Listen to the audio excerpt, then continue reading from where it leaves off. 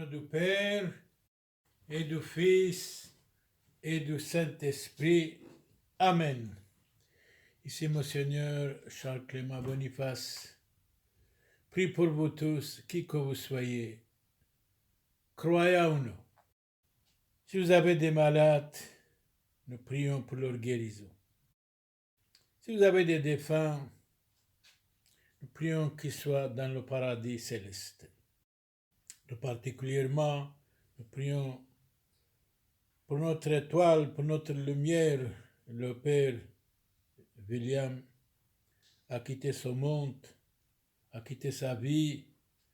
Nous prions pour lui, que son âme soit dans le paradis céleste, pour sa famille, qu'il soit protégé contre le mal, visible et invisible.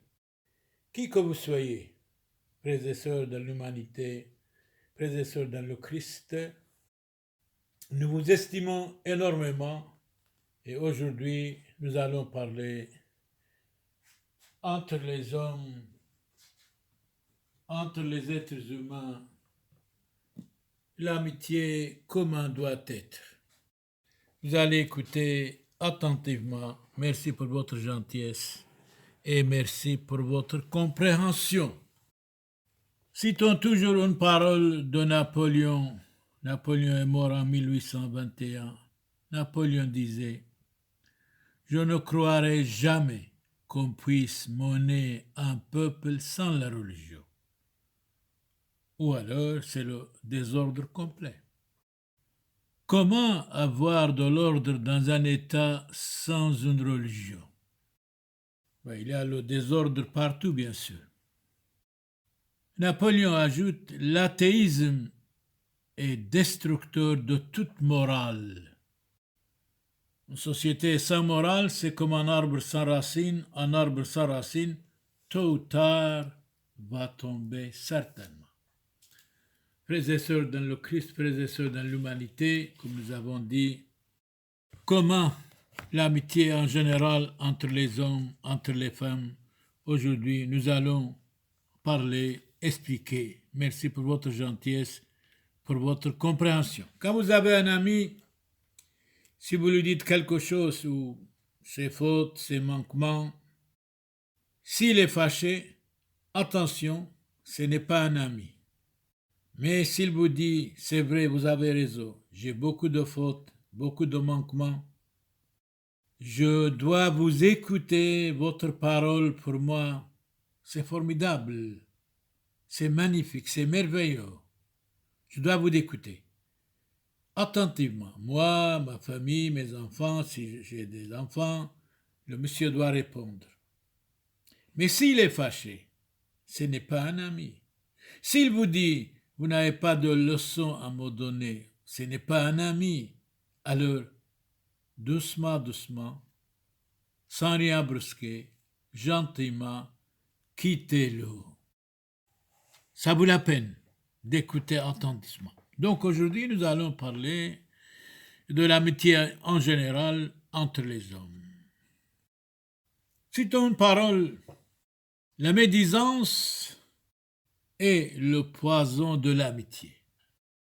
Quand vous avez un ami, s'il attaque les autres, s'il a des médisances avec lui contre les autres, contre les voisins, contre ses amis, attention, corrigez-le.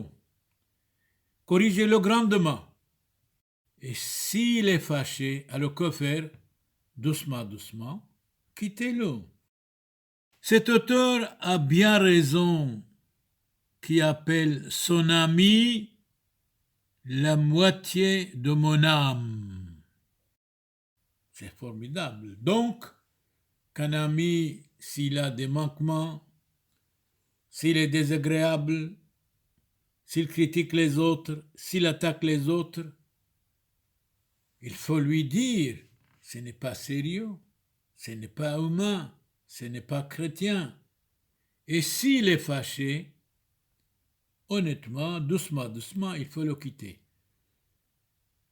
Un ami doit accepter les conseils de l'autre ami avec respect et dignité en lui disant « Vous avez raison, je vais m'améliorer, je vais me corriger, je vais être quelqu'un d'autre.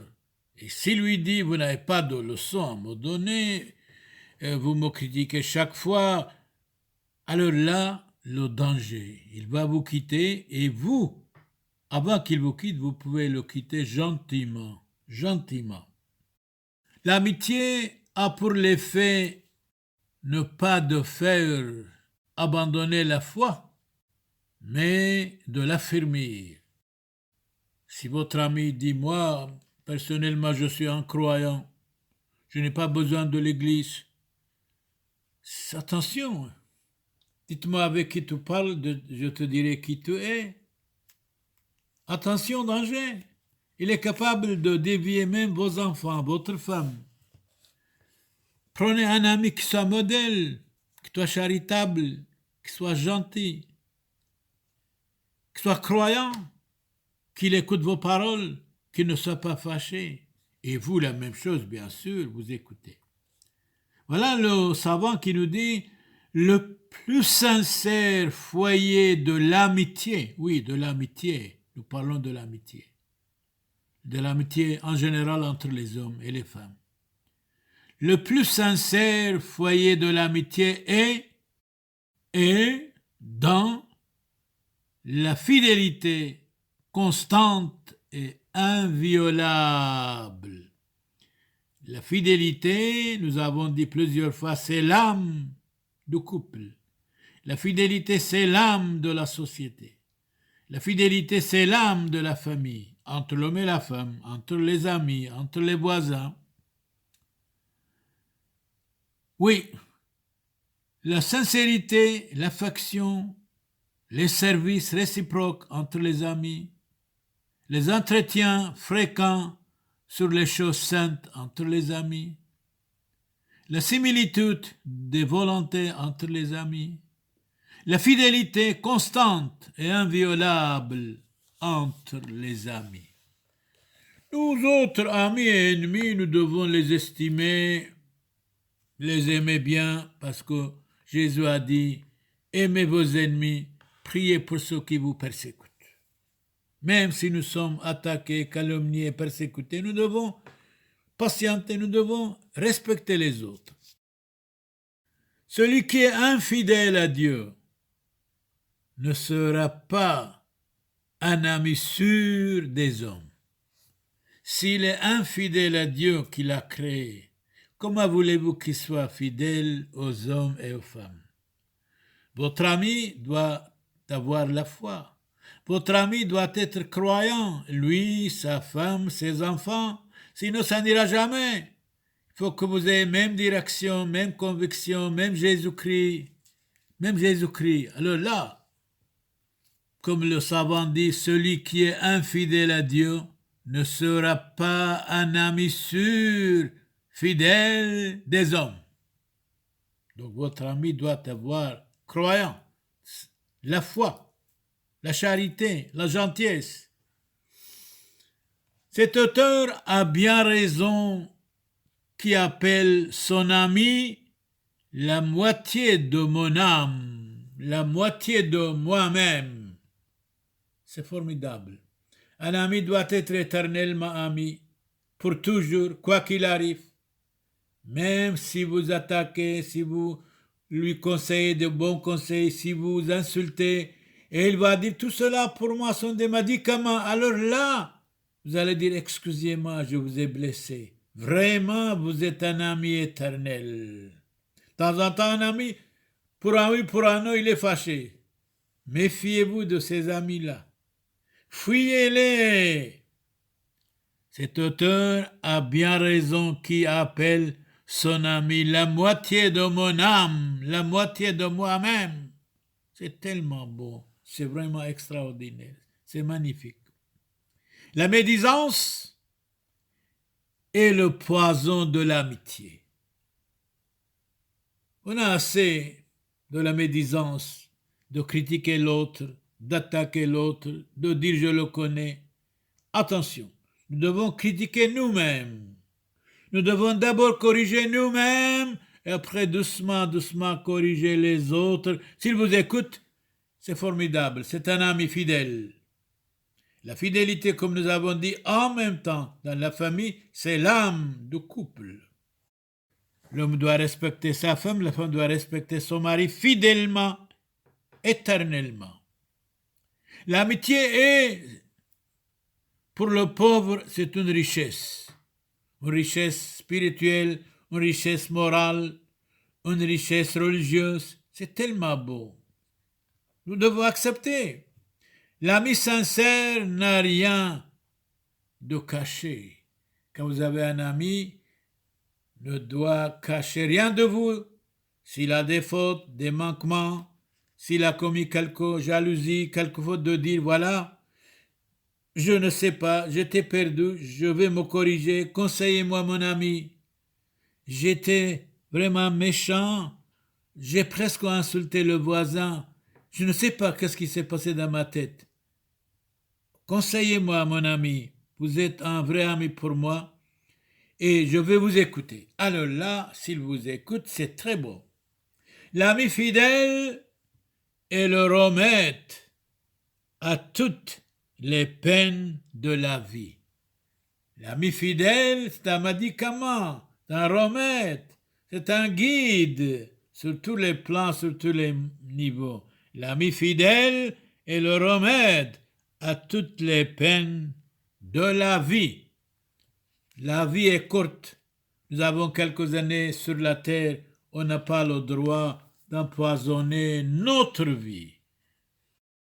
Il n'y a d'amitié véritable que celle qui a mis en Dieu son fondement.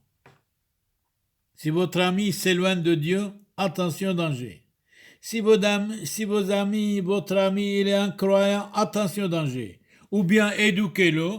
S'il ne vous écoute pas, s'il est incroyant, s'il est mauvais, s'il est méchant, s'il est jaloux des autres, doucement, doucement, quittez-le. S'il ne vous écoute pas, et s'il est fâché, attention, devient votre ennemi numéro 1. Et si vous racontez quelque chose, oui, mon ami m'a dit ça, il critiquait l'autre, eh bien, voilà. Dans l'amitié, il doit être vraiment une fidélité constante éternellement ou rien du tout. Donc, il n'y a d'amitié véritable que celle qui a mis en Dieu son fondement. Si Dieu n'est pas là, l'amitié n'est pas bien, l'amitié n'est pas bon. L'amitié la plus agréable, qu'est-ce que c'est? Eh bien, écoutez bien attentivement. L'amitié la plus agréable est celle qui est basée sur la ressemblance de caractère. Ah, ça c'est beau. Votre ami, s'il a le même caractère que vous, la même foi que vous, la même habitude que vous, c'est tellement bon. Si vous avez même direction, même conviction, c'est tellement bon. Le savant dit, l'amitié la plus agréable. Qu'est-ce que c'est? L'amitié la plus agréable est celle qui est basée sur la ressemblance de caractère. Par exemple, votre ami va à la messe, allez avec lui. Votre ami, il a quelques conseils à vous donner, écoutez-le. Votre ami, il vous aime, respectez-le. Vous êtes deux amis, mais vous n'êtes plus deux personnes.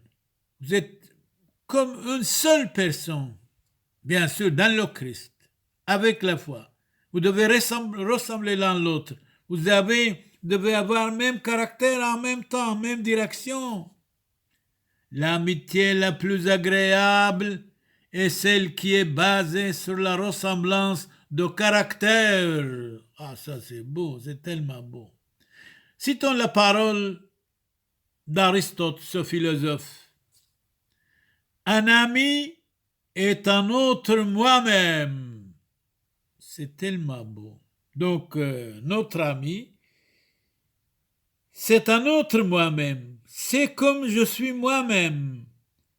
Parce que nous avons même conviction, même direction, nous conseillons les uns les autres, on n'est jamais fâchés. Nos familles ensemble vont à la messe. S'il a des congés, vos congés. Mais vraiment, une amitié énorme, comme dit Aristote. Un ami est un autre moi-même. Notre ami, c'est moi-même. Moi aussi, c'est vraiment l'autre doit m'accepter comme lui-même. Donc, Aristote dit, ce philosophe, un ami est un autre moi-même. Ça, c'est bon. J'ai confiance en lui. Il est charitable. S'il n'y a pas de confiance entre les amis, attention, danger. Si votre ami ne vous écoute pas, s'il est fâché de vous, il est capable de devenir votre ennemi numéro un. Alors là, il faut regretter avant et pas après. Il faut bien doucement, doucement aller dans l'amitié. Vous allez voir si votre ami vous écoute, s'il a la foi, s'il est gentil, s'il est honnête. Alors, liez l'amitié avec cette famille, avec cet homme, avec cet homme. Alors là, ça va. Mais si vous lui dites corrigeons-nous, s'il est fâché, attention, danger. Il faut doucement, doucement quitter l'eau. Eh bien oui, le véritable ami se réjouit du bien de son ami. Par exemple, si son ami a gagné quelque chose, par exemple, l'auto ne doit pas être fâché, il va être content. Eh bien, s'il a obtenu des diplômes, si ses enfants réussissent dans les écoles, ils doivent être très contents. Regardez le philosophe ce qu'il dit. Le véritable ami se réjouit du bien de son ami. C'est tellement beau. Et il est triste quand il a des maladies ou des douleurs chez son ami. Alors, un autre philosophe nous dit la haine est la poison de l'amitié. Entre les amis ne doivent pas avoir la haine. Et même ne doivent pas détester les autres non plus. Les deux amis doivent être vraiment modèles pour les autres. S'il attaque les autres, quand il y a une petite réunion entre les amis, s'il attaque les voisins, s'il critique les autres, alors là, attention, danger. Nous devons prier pour les autres. Si possible, avec gentillesse, corriger les autres. Et chassons de nous la haine, la médisance, la jalousie, l'orgueil, la vanité. Regardez le savant ce qu'il dit. La haine est la poison de l'amitié. Pourquoi la poison? Mais la poison démolit, fait mourir quelqu'un. Tandis qu'une belle parole, c'est la sagesse. La haine est la poison de l'amitié. Quand il y a malentendu entre eux, quand il y a la haine entre eux, quand ils connaissent les uns les autres, quand ils quittent les uns les autres, alors là, la haine commence. La haine est la poison de l'amitié, la poison tout en même temps. Non, une autre phrase d'un grand savant, ne prenez pour moi, surtout, des amis n'importe, mais bien, ne prenez pour ami que celui qui vous ressemble. Ah, c'est un petit peu difficile. Qui vous ressemble, qui vous suit, qui a le même caractère que vous, mêmes idées, mêmes pensées, même foi. Ce savant a raison. Ne prenez pour ami que celui qui vous ressemble, qui pense comme vous, qui va à la messe comme vous, qui prie comme vous, qui est raisonnable comme vous, qui aime tout le monde comme vous, qui ne déteste personne, qui ne critique personne comme vous. Ne prenez pour ami que celui qui vous ressemble. Ah, c'est difficile, mais croyez-moi, le difficile a de la qualité, le facile est vulgaire. Nous devons aimer le difficile, bien sûr. Reprenez vos amis en secret. C'est-à-dire, de temps en temps, critiquez-les en secret. Mais louez-les en public.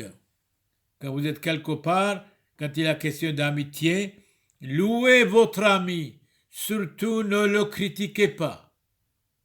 Louez votre ami, surtout ne l'attaquez pas. Voilà le savant ce qui dit. Reprenez vos amis en secret, discrètement, et louez-les en public. Quand vous donnez une conférence, vous dites par exemple, mon ami a dit ça. Je connais une famille, elle est extraordinaire. Ça, c'est bon. Dans le malheur qu'on reconnaît la fidélité de ses amis. Quand notre ami a des problèmes, des malheurs, des difficultés, des malentendus, des bagarres entre eux, alors là, nous devons les aider. Ou s'ils tombent dans la faillite, dans la pauvreté, nous devons les aider. Surtout ne pas dire ils n'ont rien compris, c'est leur faute. Non. Nous tous, nous avons des fautes, des manquements, nous devons nous améliorer. De ne pas critiquer les uns les autres, de ne pas attaquer les uns les autres, de faire la paix tout le temps avec les autres. Moi, personnellement, si quelqu'un m'insulte, je dois le bénir. Je dois l'estimer, bien sûr. C'est une leçon pour moi. Je n'ai pas le droit de le critiquer, de l'attaquer. Il a bien fait, je vais me corriger. Voilà, c'est comme ça il faut dire. C'est valable pour vous, pour moi, pour chacun de nous. C'est dans le malheur qu'on reconnaît la fidélité de ses amis. Quand mon ami a des problèmes, des difficultés, à ce moment-là, je dois le respecter, je dois le visiter, je dois l'aimer, certainement. C'est le savant qui dit ça. C'est dans le malheur qu'on reconnaît la fidélité de ses amis. La fidélité, c'est l'âme de la famille. La fidélité, c'est l'âme du couple. La fidélité entre l'homme et la femme. La fidélité dans l'amitié. Éternellement ou pour toujours ou rien du tout alors. Qui que vous soyez, frères et sœurs, croyants ou non, nous prions pour vous. Si vous avez des malades, nous prions pour leur guérison. Si vous avez des problèmes qui soient solutionnés.